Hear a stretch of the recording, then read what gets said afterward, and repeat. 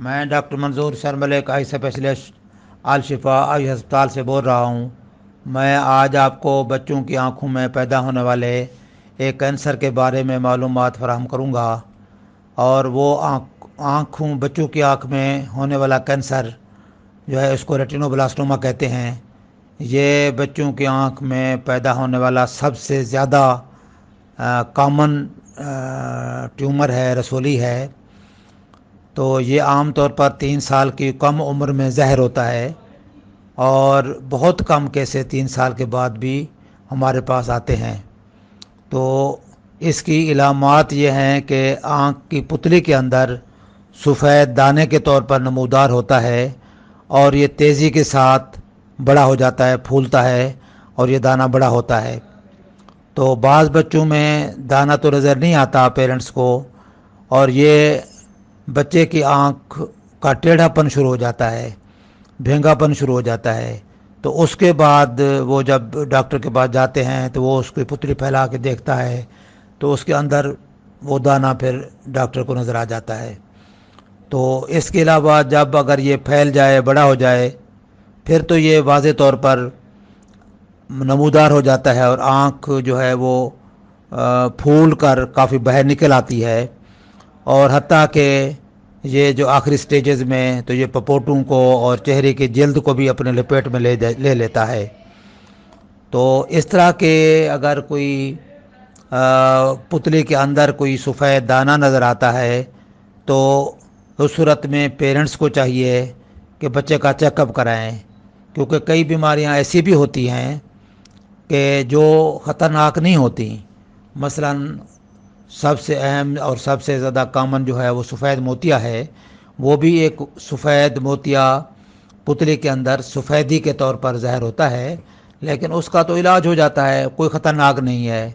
اس کے علاوہ 1-2 چیزیں اور بھی ہیں، ریٹروڈینٹل فیبروپلیزیا ہے، اور بعض اوقات آنکھ کے اندر پس پیدا ہو جاتی ہے، یا آنکھ کے اندر کوئی خون جمع ہو گیا ہے چوٹ کی وجہ سے یا کسی اور وجہ سے۔ تو اس طرح کی اور بیماریاں ہیں بہت ساری،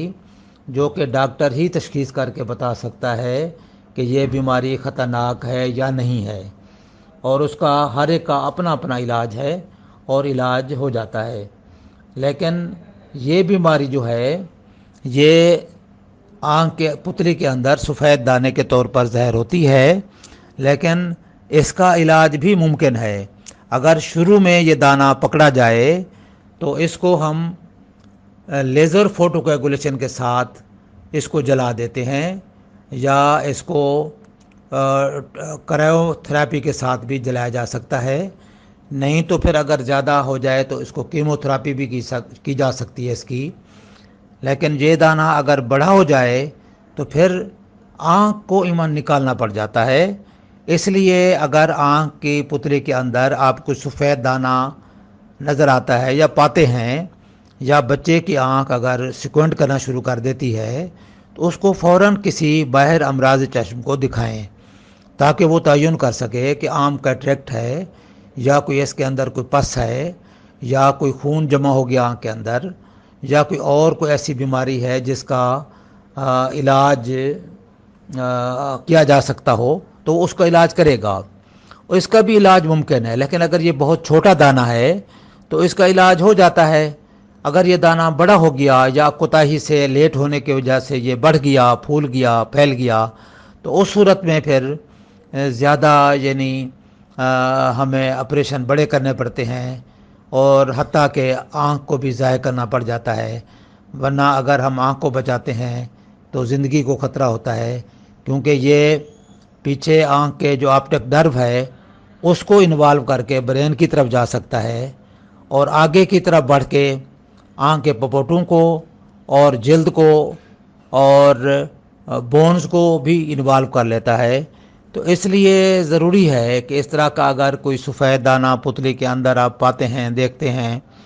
تو برائے مہربانی اس کو فوری طور پر کسی ماہر امراض چشم کو دکھایا جائے،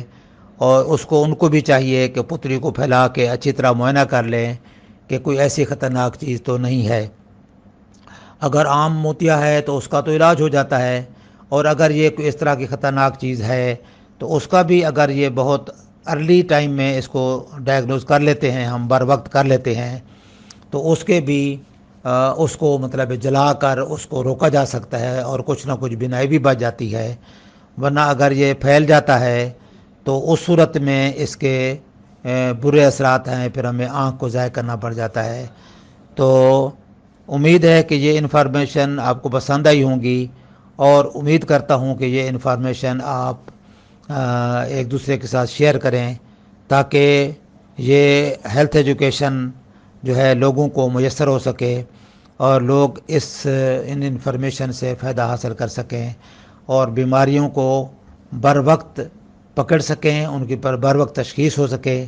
اور بر وقت علاج ہونے سے ہم بڑے نقصان سے بچ جائیں۔ السلام علیکم ورحمۃ اللہ۔